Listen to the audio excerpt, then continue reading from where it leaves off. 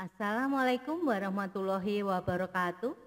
Bertemu dengan saya Titik Setianingsih, pengampu bahasa Indonesia di SMA Negeri 1 Wonogiri. Pada kesempatan kali ini kita akan mempelajari surat lamaran pekerjaan. Ya. Surat lamaran pekerjaan merupakan materi kelas 12 semester 5. Namun sebelum saya menjelaskan apa dan bagaimana menulis surat lamaran pekerjaan, tidak ada salahnya saya selalu mengingatkan agar kalian mematuhi protokol kesehatan atau 5M, memakai masker, mencuci tangan pakai sabun, menjaga jarak, menjauhi kerumunan, dan mengurangi mobilitas serta interaksi. Baiklah, kita mulai pembahasan tentang surat lamaran pekerjaan. Surat lamaran pekerjaan merupakan surat yang berisi permohonan untuk bekerja di suatu lembaga. Dari pengertian ini jelas bahwasanya surat lamaran pekerjaan ditulis oleh orang yang ingin bekerja di suatu lembaga tersebut. Ya. Jadi ditulis oleh seseorang atau individu yang akan dikirimkan kepada sebuah lembaga atau instansi. Surat lamaran pekerjaan ini dibuat dan dikirimkan oleh individu kepada instansi sehingga tergolong surat semi resmi, ya. Karena ditulis oleh individu dan dikirimkan kepada instansi, maka jenis surat lamaran pekerjaan termasuk surat semi resmi atau setengah resmi. Berikutnya, penulisan surat lamaran pekerjaan dapat dengan cara ditulis tangan maupun diketik. Jadi untuk menuliskan surat lamaran pekerjaan, kalian bisa menulis dengan tulisan tangan atau juga dengan tulisan yang diketik pakai komputer. Kedua cara tersebut harus memenuhi sistematika surat lamaran pekerjaan dan menggunakan bahasa Indonesia yang baik dan benar sesuai aturan. Jadi kalau ingin menulis surat lamaran pekerjaan dengan tulisan tangan, Anda harus mematuhi sistematika yang tepat dan juga penggunaan bahasa Indonesia yang baik dan benar. Begitu pula dengan surat lamaran pekerjaan yang diketik. Jadi harus memenuhi sistematika surat lamaran pekerjaan dan juga harus menggunakan bahasa Indonesia yang baik dan benar.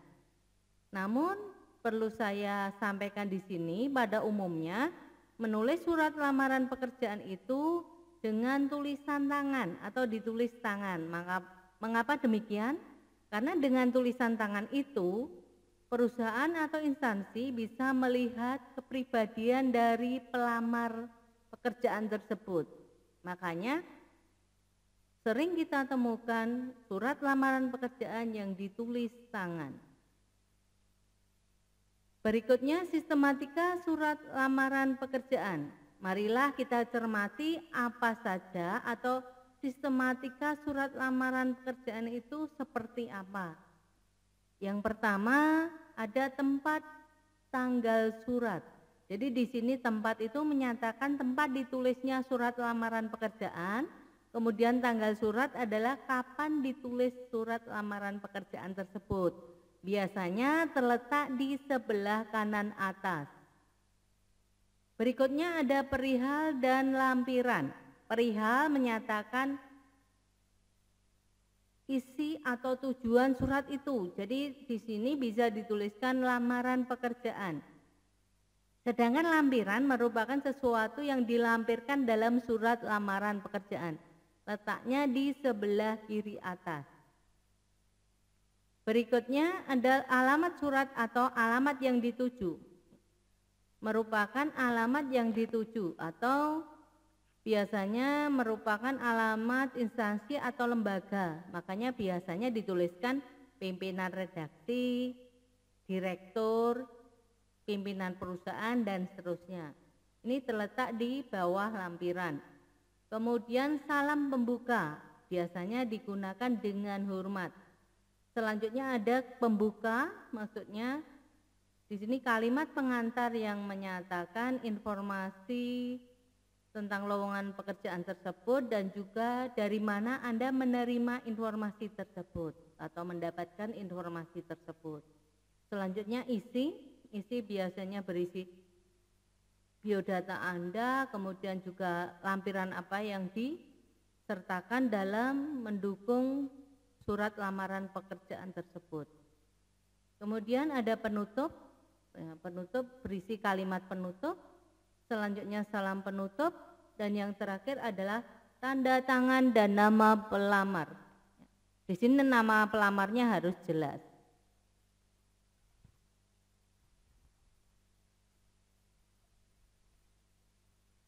Berikutnya, bahasa surat lamaran pekerjaan.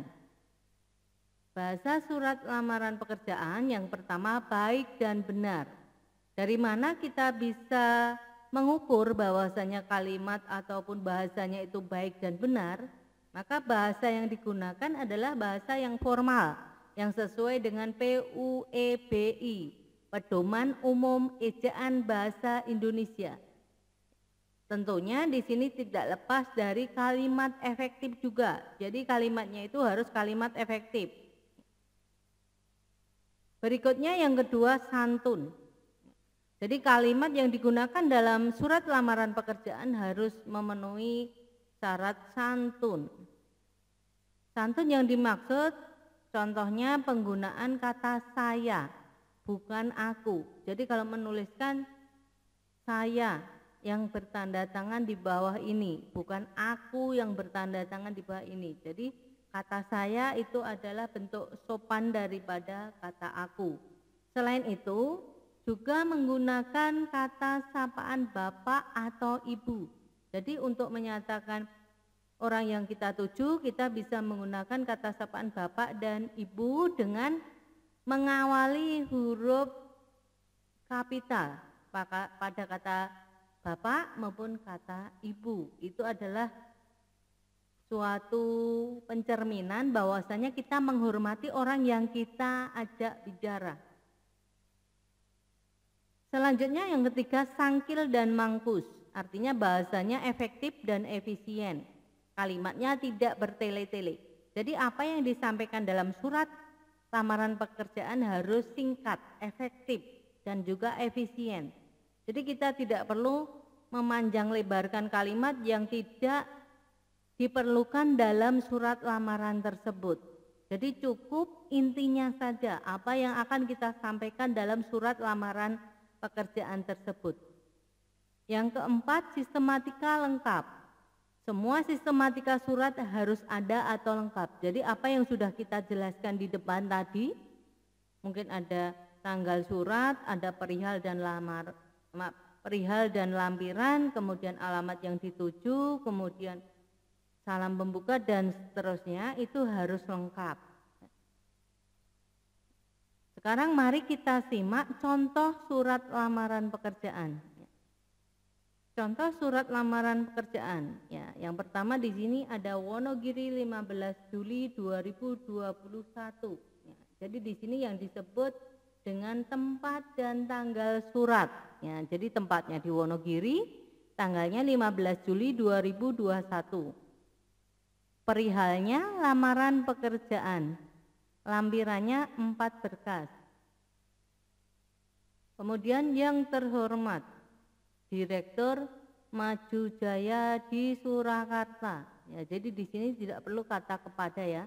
Jadi langsung yang terhormat titik. Kemudian direkturnya dan di Surakarta, D-nya menggunakan huruf kecil. Kemudian di sini ada yang disebut ya, jadi ini perihal dan lampiran, ini disebut alamat yang dituju. Selanjutnya ada salam pembuka dengan hormat. Ingat, D-nya besar, hanya kecil dengan ditandai koma. Dengan hormat. Ya, berikutnya ada kalimat pembukanya.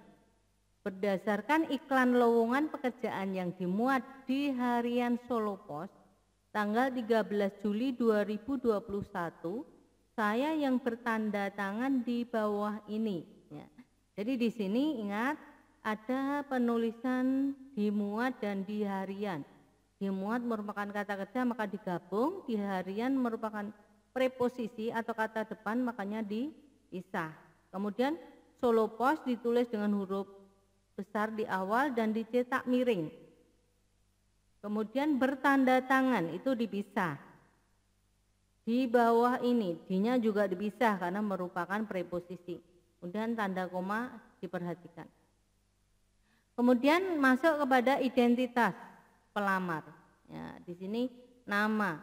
Ingat ya, di sini diawali dengan huruf kecil. Karena apa? Karena itu bagian dari kata-kata yang melanjutkan kalimat sebelumnya. Jadi nama atau N-nya pada kata nama itu huruf kecil, tempat T-nya juga kecil, jenis kelamin J-nya kecil, agama A-nya kecil, pendidikan P-nya kecil, alamat A-nya kecil. Ya, di sini keterangannya diawali huruf kapital.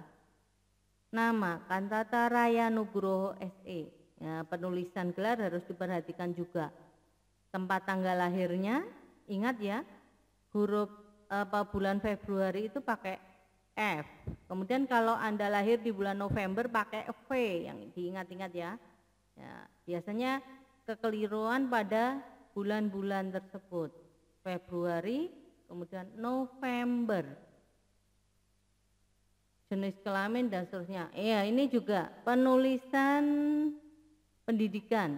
Jadi S1 itu S-1 bukan S1. Nah. Kemudian dengan ini D-nya kecil. Dengan ini mengajukan lamaran untuk menempati posisi manajer pemasaran di perusahaan yang Bapak pimpin. Ya, di sini ada kata sapaan. Yang tadi menyatakan kesantunan tadi, Bapak pimpin. Kemudian sebagai bahan pertimbangan Bapak bersama ini saya lampirkan titik 2 karena banyak sekali yang dilampirkan. 1. Fotokopi ijazah terakhir beserta transkripnya yang telah dilegalisasi masing-masing 1 lembar. Ya, yang pertama fotokopi penulisannya seperti ini bakunya. Karena tadi surat lamaran pekerjaan harus baku dan benar sesuai PUEBI, ya, jadi penulisannya harus Anda perhatikan fotokopi. Ijazah juga pakai Z bukan pakai S. Selanjutnya dilegalisasi bukan dilegalisir. Dilegalisir itu kata yang tidak baku. Jadi bakunya adalah dilegalisasi. Masing-masing 1 lembar. 1 angka 1 kemudian diikuti kata dalam kurung, kemudian di sini di titik koma. 2 pas foto ukuran 3 kali 4 ya ini ya, maaf ini salah. 3 kali 4 sebanyak 4 lembar. Titik koma lagi karena masih berlanjut. Fotokopi kartu pencari kerja atau AK1 yang telah dilegalisasi masing-masing 1 lembar. Surat keterangan kesehatan titik koma. Surat keterangan kelakuan baik titik. Ya, jadi di sini karena yang dilampirkan sampai 5 berarti titik. Selanjutnya di bawahnya ada kalimat penutup. Ya. Demikian surat lamaran ini saya sampaikan. Atas perhatian Bapak, saya mengucapkan terima kasih. Ya. Hal yang perlu diperhatikan dalam kalimat penutup adalah jangan menggunakan atas perhatiannya, itu bentuk tidak baku. Karena apa? Karena tidak jelas siapa yang dituju. Karena tadi di awal saya menggunakan perusahaan yang Bapak pimpin, maka di sini juga Bapak. Kalau di atas Anda menggunakan Ibu, berarti di sini juga Ibu. Atas perhatian Bapak, saya mengucapkan terima kasih. Ya, terima kasih harus dipisah. Hormat saya hanya besar, S-nya kecil, kasih koma. Di sini nanti tanda tangan, nama terang atau nama lengkap. Ya, ada kalanya ada meterainya di sini ya. Jadi kalau ada meterainya berarti tanda tangan Anda harus mengenai materi. 3 hal penting dalam surat lamaran pekerjaan. Jadi dari gambaran tadi bisa kita simpulkan ada 3 hal penting dalam surat lamaran pekerjaan. Yang pertama, sumber informasi lowongan pekerjaan serta posisi dan jabatan yang diinginkan. Jadi adanya informasi tentang lowongan pekerjaan. Dimuat di mana atau informasi dari mana serta posisi atau jabatan yang diinginkan. dari suatu informasi tersebut. Yang kedua, data pribadi. Tadi mungkin nama, alamat, kemudian pendidikan, agama, dan seterusnya. Kemudian lampiran-lampiran bukti pendukung. Di situ tadi ada misalnya ijazah, foto, kemudian surat keterangan kelakuan baik, dan seterusnya. Ya. Jadi itulah cara menuliskan surat lamaran pekerjaan. Semoga apa yang saya sampaikan ini bisa bermanfaat buat kalian yang sedang belajar bahasa Indonesia khususnya, dan juga kalian yang sedang bingung menulis surat lamaran pekerjaan. Jangan lupa subscribe agar kalian mendapatkan video-video terbaru dari saya. Akhir kata, wassalamualaikum warahmatullahi wabarakatuh.